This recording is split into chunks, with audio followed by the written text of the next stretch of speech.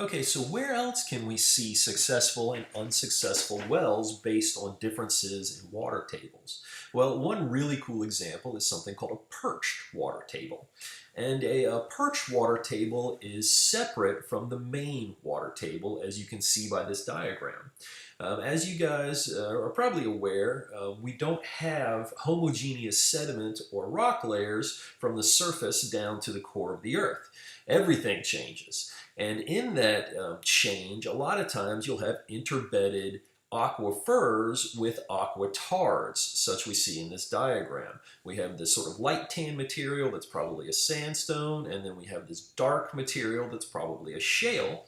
And as water percolates down through the sandstone, it ends up sitting on top or being perched on top of this local non-infinite aquatard.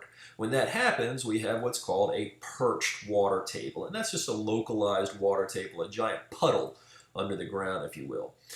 So this can fool people many times because you'll have one well that you sink, and voila, you've got water down at 20 feet. Well, you go to another area that's 500 feet away and you sink a well to 20 feet and it does not have water.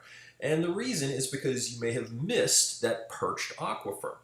So, another thing about that is that a perched aquifer is going to have significantly less sustainability when it comes to being a well because there's much less water to draw from.